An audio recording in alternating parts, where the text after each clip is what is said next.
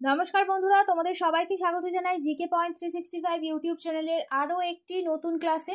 আজ থেকে শুরু করলাম আরও একটি নতুন series WBSSC group C group D এক্সামের জন্য ইম্পর্টেন্ট কারেন্ট অ্যাফেয়ার্স ও জিকে কোয়েশ্চেনের মক টেস্ট ক্লাস। তোমরা প্রত্যেকেই জানো WBSSC গ্রুপ সি ও গ্রুপ ডি যে এক্সামটি হবে তাতে মোট 15 নম্বরের কারেন্ট অ্যাফেয়ার্সের প্রশ্ন এবং 15 নম্বরের জিকে কোয়েশ্চেনের মধ্য থেকে কিন্তু প্রশ্ন আসছে। তো 30 নম্বরের প্রশ্নের জন্য কিন্তু এই ক্লাসটি অত্যন্ত গুরুত্বপূর্ণ। তো প্রতিদিন সন্ধ্যা 6টায় আমাদের ক্লাসটি শুরু হচ্ছে। তোমরা অবশ্যই ক্লাসটিকে রেগুলার দেখতে থাকো। প্রত্যেকটি ক্লাস কিন্তু তোমাদের জন্য ভীষণ গুরুত্বপূর্ণ, কারণ এই ক্লাসে যে সমস্ত প্রশ্ন তোমাদের সাথে আমরা আলোচনা করব সেই সমস্ত প্রশ্ন কিন্তু তোমরা কমন অবশ্যই পেয়ে যাবে কিন্তু এক্সামে। সেই কারণে অবশ্যই কিন্তু তোমরা ক্লাসগুলি প্রত্যেকটি ক্লাস কন্টিনিউ দেখতে থাকো। ক্লাস চলাকালীন তোমরা সঠিক উত্তর কি হবে আমাদের কমেন্টে অবশ্যই জানানোর চেষ্টা করো। এর মাধ্যমে দেখবে তোমাদের খুব ভালো একটা এক্সামের প্রিপারেশনও হয়ে যাবে এবং যে কোয়েশ্চেনগুলো তোমাদের ডাউট হচ্ছে সেই কোয়েশ্চেনগুলো কিন্তু তোমাদের ক্লিয়ার হয়ে যাবে। তাহলে চলো বেশি দেরি না করে আজকের এই ইম্পর্টেন্ট ক্লাসটা আমরা স্টার্ট করে দিই।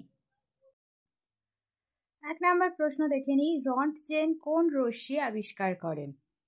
রন্টজেন তিনি আবিষ্কার করেন এক্স রশ্মি। অপশন ডি হয়ে যাচ্ছে এখানে, দেখো সঠিক উত্তর। 2 নম্বর প্রশ্ন দেখে নিই, গোবর গ্যাসের মুখ্য উপাদান কি? গোবর গ্যাসের মুখ্য উপাদান হলো মিথেন। অপশন সি হচ্ছে সঠিক উত্তর। নেক্সট প্রশ্ন, সালোক সংশ্লেষের সময় ইলেকট্রন পরিবহনের জন্য দায়ী ধাতব আয়নটি কি? সঠিক উত্তর হয়ে যাবে অপশন বি, লোহা। নেক্সট দেখি, ম্যারাথন দৌড়ে কতটা দূরত্ব অতিক্রম করতে হয়? ম্যারাথন দৌড়ে 26 মাইল 385 গজ দূরত্ব অতিক্রম করতে হয়। অপশন ডি হচ্ছে সঠিক উত্তর। আর এটি যদি কিলোমিটারে হয় তখন হবে 42.195 কিলোমিটার। নেক্সট দেখি, পৃথিবীতে প্রথম অলিম্পিক গেমসের আসর বসেছিল কোথায়? সঠিক উত্তর হয়ে যাবে অপশন এ, গ্রিসে। গ্রিসে 1896 সালে অলিম্পিক অনুষ্ঠিত হয়েছিল প্রথম। নেক্সট দেখি, পঞ্চায়েতি রাজ ব্যবস্থা প্রথম কোথায় প্রবর্তিত হয়? পঞ্চায়েতি রাজ ব্যবস্থা এটি প্রথম প্রবর্তিত হয় রাজস্থানে। পঞ্চায়েতি রাজ ব্যবস্থা প্রথম চালু হয় 1959 সালে। নেক্সট প্রশ্ন দেখি, ঘানা পাখিরালয় কোন রাজ্যে অবস্থিত? ঘানা পাখিরালয় এটি অবস্থিত রাজস্থান রাজ্যে। অপশন বি হচ্ছে সঠিক উত্তর। নেক্সট প্রশ্ন দেখে নিই, দক্ষিণ ভারতের দীর্ঘতম নদী কোনটি? দক্ষিণ ভারতের দীর্ঘতম নদীর নাম হলো গোদাবরী নদী। দক্ষিণ ভারতের দীর্ঘতম নদীটি হলো গোদাবরী আর এর দৈর্ঘ্য 1465 কিলোমিটার। নেক্সট দেখি, দক্ষিণবঙ্গের প্রবেশদ্বার কাকে বলা হয়? দক্ষিণবঙ্গের প্রবেশদ্বার বলা হয় ক্যানিং শহরকে। অপশন সি হচ্ছে সঠিক উত্তর। নেক্সট প্রশ্ন, কে সাম্প্রদায়িক বাটোয়ারা নীতিটি ঘোষণা করেন? সাম্প্রদায়িক বাটোয়ারা নীতি ঘোষণা করেন ব্রিটিশ প্রধানমন্ত্রী রামসে ম্যাকডোনাল্ড। নেক্সট দেখি, জুওলজিক্যাল সার্ভে অফ ইন্ডিয়া কোথায় অবস্থিত? জুওলজিক্যাল সার্ভে অফ ইন্ডিয়া অবস্থিত কলকাতায়। এবার আমরা কিছু গুরুত্বপূর্ণ গবেষণাগার সেটি কোথায় অবস্থিত দেখে নিই। কৃষি গবেষণাগার রয়েছে দিল্লিতে, চামড়া গবেষণাগার রয়েছে চেন্নাইয়ে, ধান গবেষণাগার অবস্থিত কটকে, উদ্ভিদ সংক্রান্ত গবেষণাগার অবস্থিত কলকাতায়, আর অরণ্য গবেষণাগার অবস্থিত দেরাদুনে।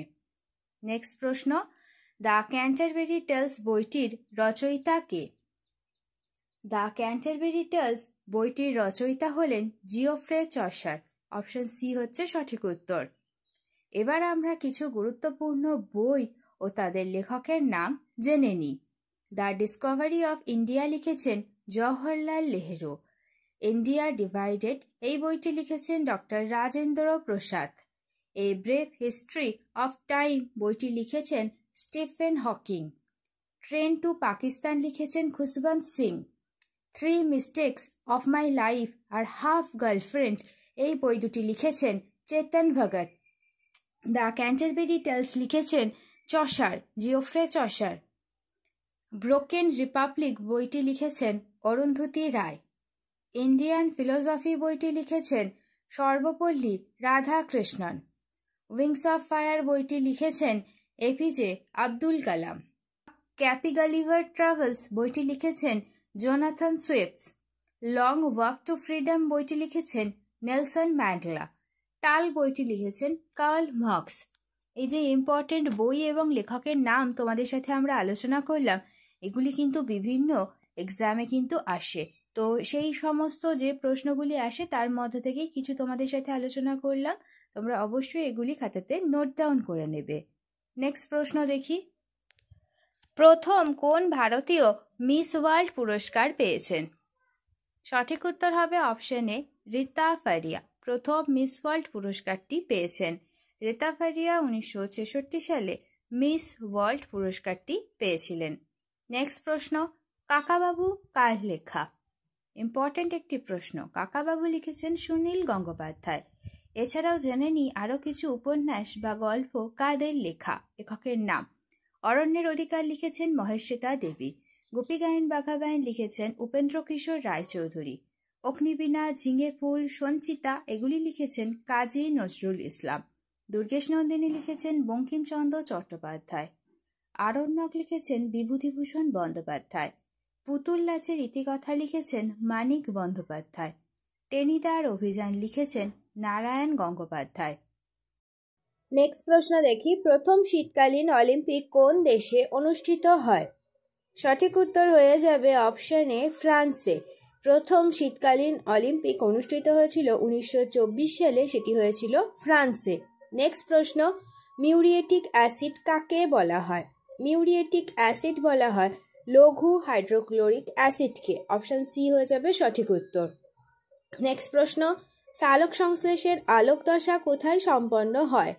সালোক সংশ্লেষের আলোক দশা এটি সম্পন্ন হয় কোরোপ্লাস্টের গ্রানা অঞ্চলে। অপশন এ হয়ে যাবে সঠিক উত্তর। সালোক সংশ্লেষ অন্ধকার দশা কোরোপ্লাস্টের স্টোমায় ঘটে। কোরোপ্লাস্টের স্টোমায় সালোক সংশ্লেষের অন্ধকার দশা এটি কিন্তু ঘটে। নেক্সট প্রশ্ন, গণপরিষদের প্রথম স্থায়ী সভাপতি কে নির্বাচিত হন? গণপরিষদের প্রথম স্থায়ী সভাপতি নির্বাচিত হন ডক্টর রাজেন্দ্র প্রসাদ। গণপরিষদের প্রথম অস্থায়ী সভাপতির সাথে জেনে নিয়ে কে নির্বাচিত হয়েছিলেন? সচ্চিদানন্দ সিনহা। এই তথ্যগুলো কিন্তু ভীষণ গুরুত্বপূর্ণ, তোমরা একটুও কিন্তু এই তথ্যগুলো স্কিপ করবে না। নেক্সট দেখে নিই, হাইকোর্টের মুখ্য বিচারপতি কার দ্বারা নিযুক্ত হন?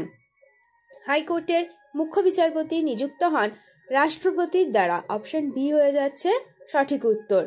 নেক্সট প্রশ্ন, আরাবল্লী কোন ধরনের পর্বতশ্রেণী? আরাবল্লী হলো একটি ক্ষয়জাত পর্বতশ্রেণী। অপশন ডি হয়ে যাবে এখানে সঠিক উত্তর।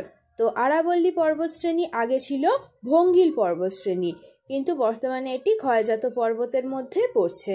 নেক্সট প্রশ্ন দেখি, কাশ্মীরের আকবর কাকে বলা হয়? কাশ্মীরের আকবর কাকে বলা হয়? সঠিক উত্তর কি হয়ে যাবে? অপশন সি, জয়নুল আবেদিনকে বলা হয় কাশ্মীরের আকবর। নেক্সট প্রশ্ন দেখি, ভারতের ম্যাকিয়াভেলি নামে কে পরিচিত? ভারতের ম্যাকিয়াভেলি নামে পরিচিত হলেন, ইম্পর্ট্যান্ট একটি প্রশ্ন কিন্তু এটি বন্ধুরা, সঠিক উত্তর অপশন সি, চাণক্য বা কৌটিল্য। এবার আমরা কিছু গুরুত্বপূর্ণ তথ্য চলো দেখে নিই। ভারতের নেপোলিয়ন বলা হয় সমুদ্রগুপ্তকে।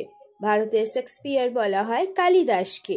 ভারতের পক্ষী মানব বলা হয় সেলিম আলীকে। ভারতের নাইটেঙ্গেল বলা হয় সরোজিনী নাইডুকে। ভারতের শান্তি মানব বলা হয় লাল বাহাদুর শাস্ত্রীকে।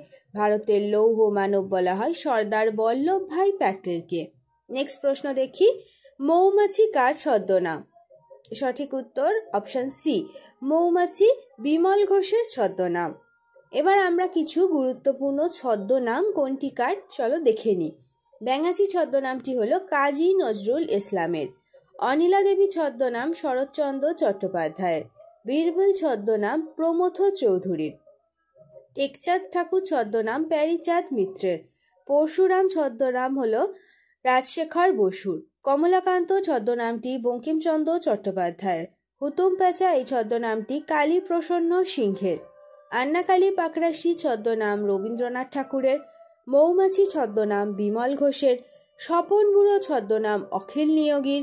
বেদুইন ছদ্মনাম দেবেশচন্দ্র রায়ের, বাণভট্ট ছদ্মনাম হল নিহার রঞ্জন গুপ্তের, সুমিত্রা দেবী ছদ্মনাম মহেশ্বেতা দেবীর, আর দাদা ঠাকুর ছদ্মনাম শরৎচন্দ্র চট্টোপাধ্যায়ের।